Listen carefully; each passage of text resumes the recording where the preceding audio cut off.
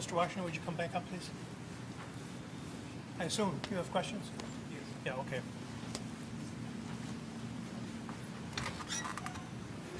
Ready for the jury?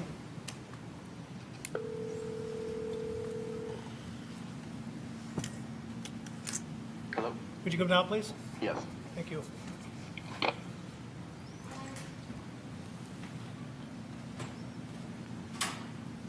What does that shirt say?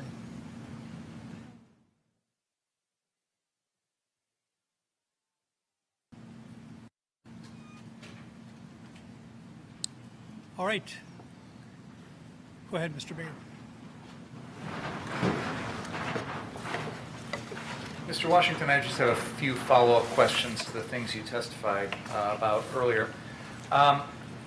We saw in the video that there were at least one dumpster at one point that was set on fire on the road. Where did that dumpster come from? I believe the parking lot of the Ultimate gas station. So there's like a commercial building right next to it, and there's like dumpsters that are typically stationed right there. May I approach, Your Honor?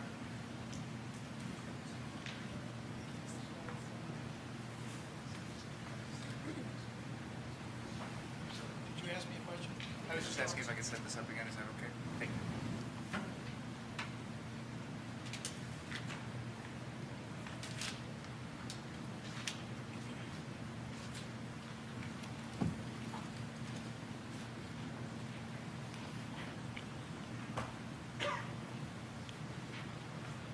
Mr. Washington, do you have that laser pointer still? Okay. Could you point on this map to where you believe those dumpsters were originally located before they were pulled out in the street? So you are indicating the Ultimate gas station on the southeast corner of 60th and Sheridan, and you're pointing along what appears to be the south side of that parking lot next to the Boost Mobile and Check and Go building. Is that correct? Yes. Okay. So if someone wanted to start a fire in a dumpster and push it towards the gas station, they wouldn't need to pull the dumpster out into the road, would they? No. You indicated that you had a skateboard that night, correct? Yes, correct. Did you ever use it as a weapon? Never. In your video, it appears there are several other people that had skateboards as well. Is that Yeah, right? yeah. Did you see a lot of people using skateboards that night to Yes. get around? Yes. Did you see anyone else using it as a weapon? No. Is it fair to say that the folks there that night were primarily using their skateboards like 8-year-old kids do to skate around on? Yep. Yes. You were also asked about Mr. Rosenbaum several times, and I want to clarify something because I think there was a little bit of confusion about your perception of Joseph Rosenbaum that night. So let me just ask you, okay? I think you've testified that since that night, you have seen other videos showing Mr. Rosenbaum at various times that night. Is that fair to say? Yes. And you would agree with me that in your video, he is seen at various times, including at Ultimate Gas. Yes. I know it's hard, but I want you to put yourself back in the mindset of that night when you're taking that video. Okay. At that time, did you take any notice of Joseph Rosenbaum? No. From the video that we have, the moments that I saw him, he appeared to be operating like everyone else, maybe. Could we go to that timestamp that I indicated? I think it was 56, something like that. Oh, I'm sorry. Let me turn on all the monitors again. I think they're so smart they turn themselves on.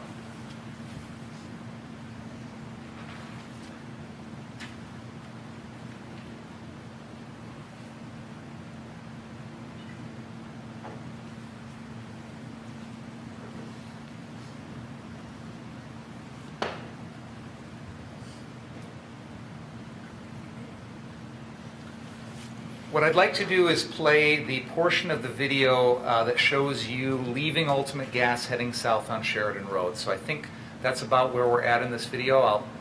When we start it, if there's changes that need to be made, I'll let you know. So.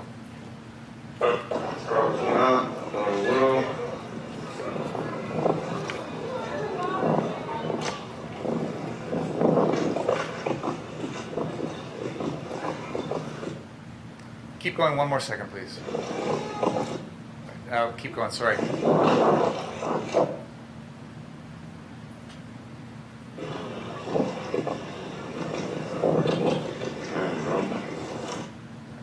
I'm sorry, keep going 1 more second. It's hard to predict.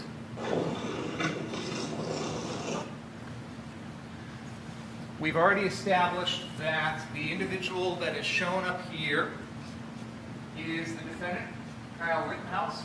And just off the screen to the right, we saw an individual who's been identified as Richie McGinnis. So I'm just reestablishing that for everybody. Can we continue forward now, please?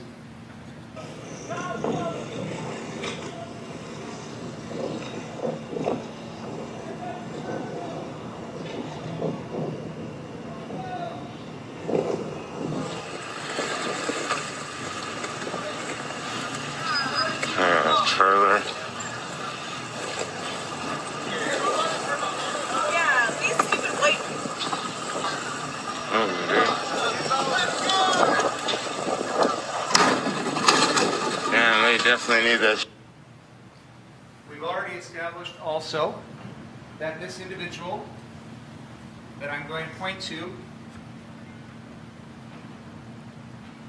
is Joseph Rosenbaum.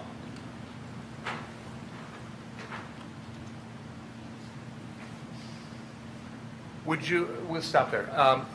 Would you agree with me, Mr. Washington, that as you pass by the defendant and Joseph Rosenbaum heading south on Sheridan Road, that the sequence of individuals is Mr. Rosenbaum is further south ahead of the defendant, Mr. Rittenhouse?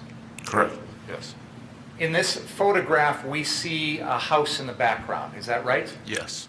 Now, if you could take a look at the map that is on the easel there. Would you agree with me that in this video, the point of view is you are looking west across Sheridan Road? Yes. With the laser pointer, can you show us the block on the west side of Sheridan Road that has houses in it? That is the block between 61st and 62nd Street. Is that correct? Yes. So at this point in the video, would you agree with me that you are on the east side of Sheridan Road, heading south, somewhere in that block between 61st and 62nd Street? Yes. Final question I have for you is, you were asked about what Mr. Rosenbaum is wearing on his face, and I think you indicated that his face was obscured by the shirt. Is that right? Yes. Were you wearing a mask that night? Yes. Yeah, you could tell by my voice. I was muffled the entire night. Yeah. And this was in August of 2020 when there was a lot of COVID going around, correct? Yes. Yeah. Is it fair to say that a lot of people that night had face coverings? Yes. I have nothing further.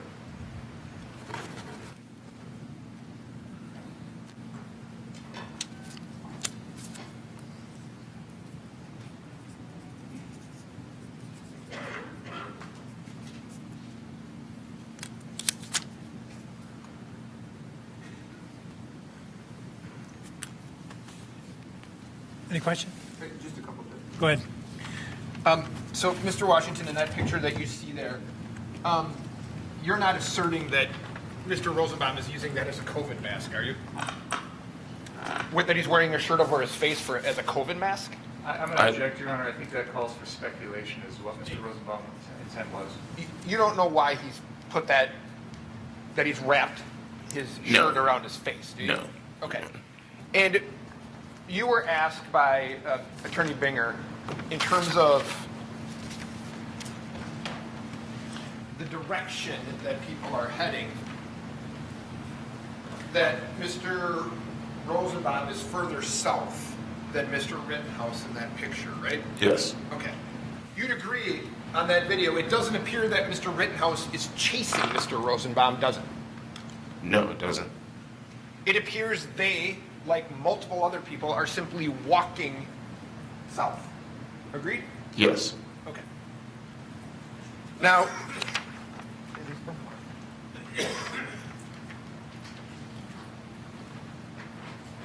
That's not the picture that we were on 5.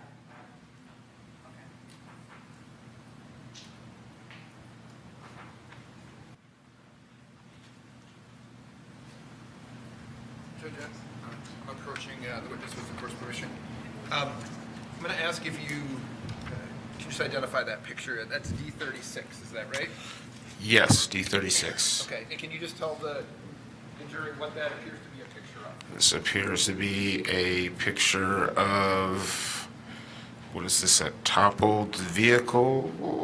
No, that's not. That's a fire by some wood, and there's a dumpster here and people around it. Okay. And if I could just direct your attention to, there's a person there wearing a blue, like a, would you say that's a bandana? Is that fair? Yeah, that's right. Blue Okay. bandana, sure. No objection to the idea. So if I told you that we agree that that's Joseph Rosenbaum in that picture, okay? So Joseph Rosenbaum at that point is wearing you agree, a blue bandana over his face? Yes. Do you agree with that? Yep. Yeah. Judge, I would move 36. Any objection? No. So, Mr. Washington, so this is, that's Mr. Rosenbaum right there, right? Yes. Okay. So some people were covering their faces for protection from COVID using those type of bandanas that night, right? Yes. Did you see anybody using their shirt to do the same thing?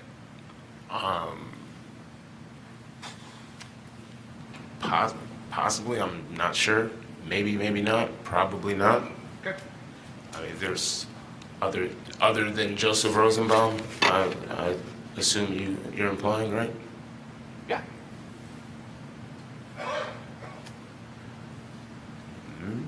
No, maybe, yes. Now that I recall. Okay.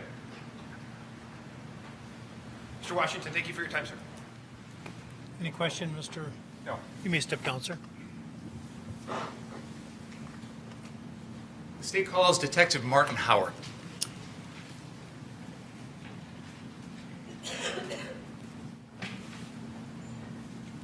Stand, please. Raise your right hand. Do you solemnly swear the testimony about to give in this matter be the truth, the whole truth, and nothing but the truth, so help you God? Yes. You may be seated.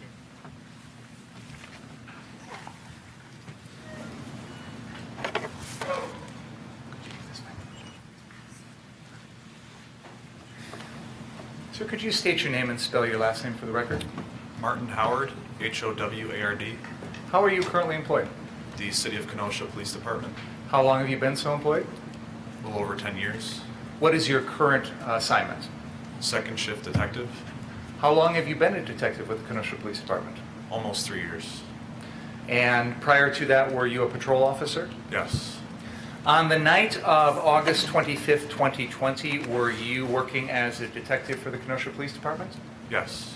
On that particular night, the night of this incident, what was your initial assignment on duty? We had various duties.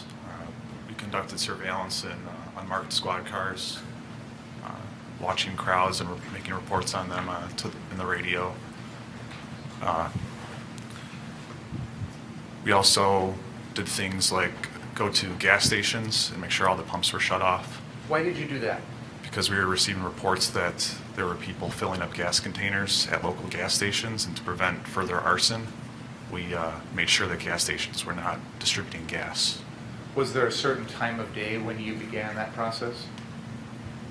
Approximately 6 p.m. I know the curfew was at 8 p.m., so we were trying to make sure it was done before that. When you were doing the activities you just described, were you operating in an unmarked squad car? Yes. Was anyone with you? Yes. Who was that? Detective Antaramian? And that's Detective Ben Antaramian, who's here at council table as well? Yes. And other than what you've just previously described, what other duties did you have that night initially? Another thing we did was take a post out on the interstate, and we had different detectives watching different exits just to provide a little bit of forward information on influxes of crowds coming in and reporting that to command so they could make better decisions. Was that one of the things you personally did? Yes. Do you remember approximately where it was that you went out there to check on the interstate? I spent time at different exits on I-94. Did you see anything unusual? There were some cars coming. And were they ones that you felt necessary to report on? Yeah, there were several different times while this was going on that we would make a report of a larger group of cars coming in seemingly together. Why did that concern you? Well, if you saw an influx of cars with license plates removed, that was a telltale sign for us that they may not be coming to Kenosha to conduct regular business. Was there a time that particular night in which any of the off-ramps from the interstate into Kenosha were closed? Yes. Do you know approximately when that was? I believe that started on Monday the 24th. And do you remember what time of day? Later on in the afternoon. Okay. And was that something that was also in effect on Tuesday night? Yes. And you indicated the curfew was at 8 p.m. that night? Yes. What part of Kenosha did that affect? The city of Kenosha. What did that curfew technically mean for citizens of Kenosha? It meant for everybody to stay home. Not be out on the streets, driving Yes. around, going to the store, walking around, Yes. things like that? Mhm. What about if you wanted to stay on your own personal property? Was that allowed? Yes. What about if you wanted to be on your business property? Would that be allowed? Yes. So, in addition to what you've already described, the patrolling the exits, gas stations, doing a little bit of surveillance and things, were there any other responsibilities that you had that night before the events that we're going to talk about here started? Yeah, there were several others. Another thing we would do is we were receiving a lot of reports, 911 calls of different things going on. A lot of these calls were unfounded, but we still, every 911 call we get, we still have to check it out and make sure that things are safe there. So we would respond to locations where incidents were reported to see if something was going on. And if something was going on, we would verify that and do what we could. Is it fair to say that on this particular Tuesday night, you and most of the rest of the Kenosha Police Department was out there in full response to issues going on in our community? It depended on the issue. But it wouldn't be normal for you as a detective to go to gas stations or the interstate exits or things like that? No, a typical day for me is I'm in the detective bureau conducting follow-up investigations, occasionally going out and talking to witnesses, gathering surveillance footage, that sort of thing, but mainly on a normal day I'm in the detective bureau. Now, did there come a time in that evening when your assignment changed?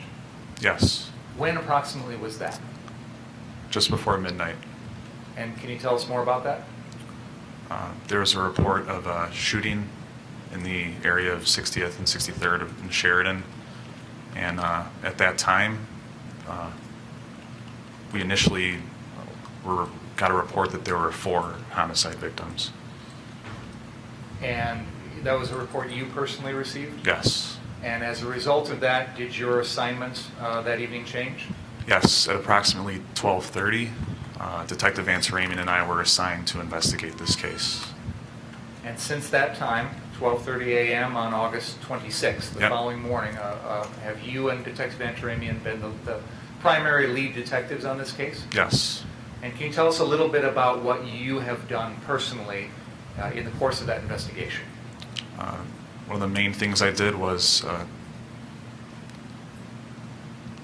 go over the internet and try to find as many videos as I could of this incident.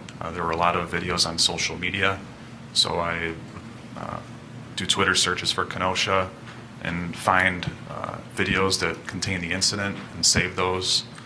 There were also Facebook live streams like Mr. Washington's that we just saw.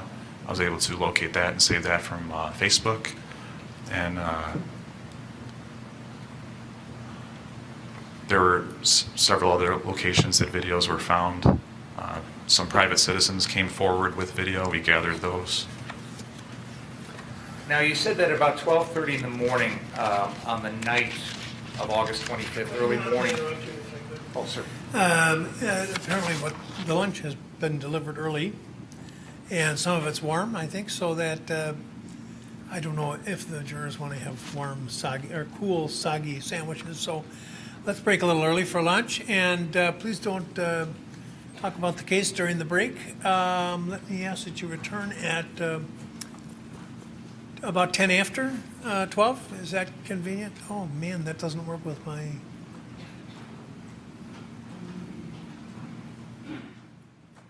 Well, I'll have to change my plans.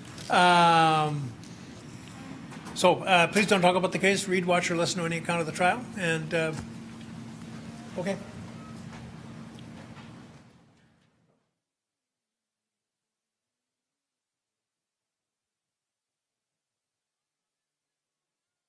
Uh, 10 after 12.